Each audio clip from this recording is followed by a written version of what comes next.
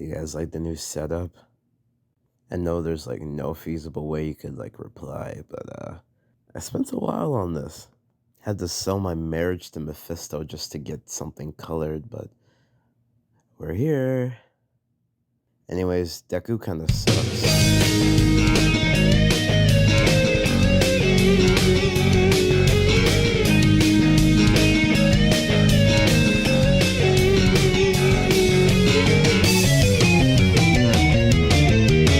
Deku's relationship with One For All, his quirk, is a striking pillar to the narrative in more ways than one.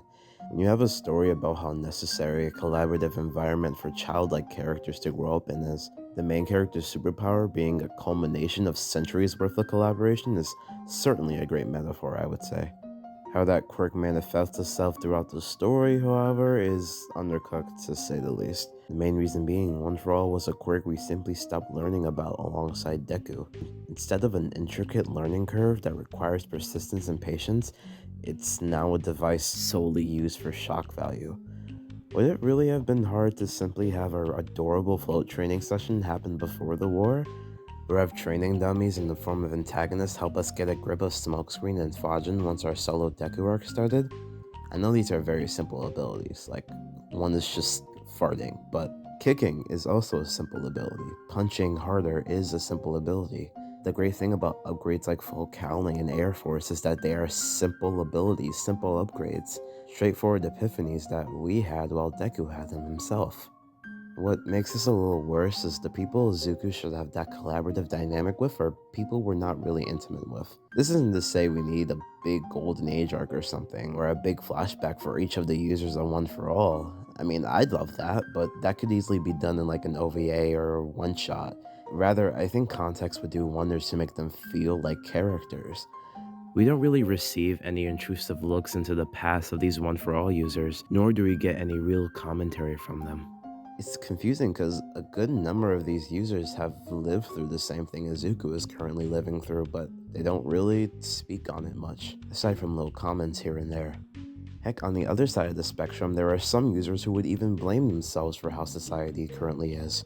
But these comments shouldn't just be relegated to society. How about, I don't know, his relationship with his former bully?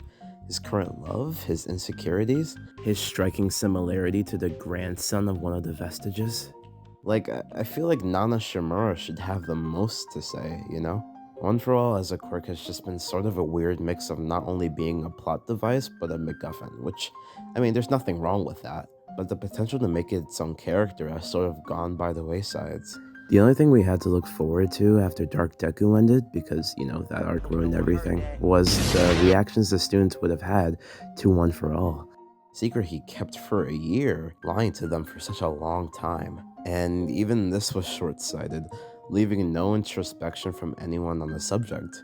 I get that the whole point was that Deku had to rest, but he was perfectly willing to stay up and answer questions. It just seems like a missed opportunity, that's all. I just started playing Celeste. The soundtrack is like really good. Literally the only reason this video took a minute was because of school and work, but like also because God, does the game require a lot of focus. Anyways, I want to make it clear how much the bullying actually hasn't affected Deku at all. At least, not in the way it should have. Now, responses to bullying are diverse. Some forgive, even go on to grow lasting relationships with their bully, and I think that's all valid. But for a character like Izuku who is so self-deprecating, it's impossible not to see the emotional belittling plus the physical abuse as at least somewhat impressionable, whether or not forgiveness is even in the question. Which it is, but we'll get to that. There was a scene during the Endeavor Agency where Izuku tells Shoto that how he acts around Endeavor and his willingness to forgive shows how kind-hearted he is. It's not hard to see this as a personal projection, a verbalization of the inner conflict raging within Deku. He forgives Bakugo, but is that really okay for him to do? And if so, does that mean the effect Bakugo's actions had towards him should go away just as easily? This thought process makes sense, especially since Endeavor is someone that Izuku's bully tends to mirror. The reason that I can say, despite all of this, that Izuku was never really affected by the bullying was because the one section of the story that should have addressed this simply didn't. His solo arc only focused on his mindset after PLW and after Alpha One's taunting, not Bakugo. What Dark Deku did, instead of exploring the source, it chose to focus on the addendums that came from the source. We didn't even see Izuku react to the apology because why would he need to? For all intents and purposes, Izuku is over everything. Izuku is shown to have so much empathy that even if he did hold Bakugo accountable for his actions, he'd be willing to forgive just as quickly.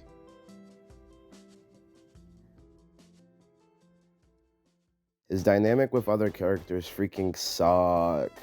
Like, I already covered Ochako in a different video, and I do plan on covering Bakugo in the future, but let's just say their dynamic is very one-sided. His relationship with All Might used to be very sweet, but an emotional departure followed by a terrible reuniting has left the relationship falling short of what it was at first in the story. While I think him and Shigaraki have a very thematically coherent relationship, they don't share a lot of screen time, they barely talk, and their dynamic usually just involves parallels. His dynamic with the other students has sort of gone by the wayside at different points in the story, which is weird. And Deku has never really had a dynamic outside of those short list of friends, which, I mean, is fine, but when your plan is to make all of the class the main characters of your story, then I expect them to show at least an interesting side of the main character. What about the relationship with the people he saved? Eri is someone who was personally saved by Deku. Someone who mirrors him a lot, with her journey being that of learning her power doesn't have to be such a terrible thing, and learning her worth isn't tied to how useful she is to others. But she's been pushed aside too. I would have loved to see her reaction to her savior leaving her behind, or maybe even contributing to his return despite her age. I guess we'll never know. Izuku's friendship isn't the only thing that's been thrown by the wayside. The desire to save villains, which I would qualify as the only tangible thing Izuku has beyond the surface demeanor, is also inconsistent. He used to be able to account for both his hate and disdain for a villain's actions while still having a desire to understand where they're coming from. Because more often than not, they are people he could understand. They are versions of himself where if he wasn't as blessed, he would become just like them. But elephant in the room, in the first test of his ideology, all of that was lost. If during the Traitor mini-arc he had to fight for his forgiveness, to have his empathy be a challenge, and empathy combined with introspection, if that easy giving of grace was at least contrasted with anger from other parties, like, everything would have been fine. But none of that happened. Like, this is crazy to me. If Aoyama hadn't sold out all of his friends, then half of the story wouldn't have happened. He talks about Endeavor like he's someone who's changing for the better, and in a lot of ways, he is changing for the better, but given the constant need for the story to reassure the audience that, like, oh, Endeavor's a good person now, and we can just forget about the abuse, it makes lines like these a little bit too uncomfortable. So let me get this straight. He's willing to look past the actions of an abusive father and forgive a terrorist, but a girl who faced racism is a little too much for him to handle.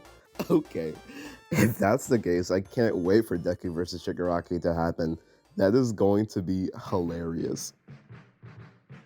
Look, I think in a lot of ways, if you love a piece of fiction, we're going to input text into it that was simply never there, or text the author never intended. For such an explicit series like MHA, the fact that it relies or even gets passes due to the implicitness of its main character, I think is a problem. I'm not gonna say Hori hates Deku or something, rather I will say fans love Deku. They love MHA, and that love motivates them to fill in gaps that the author simply is content with not feeling, and frankly, I think we deserve a little bit better than that. It's a series that wears its heart on its sleeve. It displays everything the reader needs to know, where attention to details is sometimes at asinine levels. So is it too much to ask that same sentiment be given to Deku?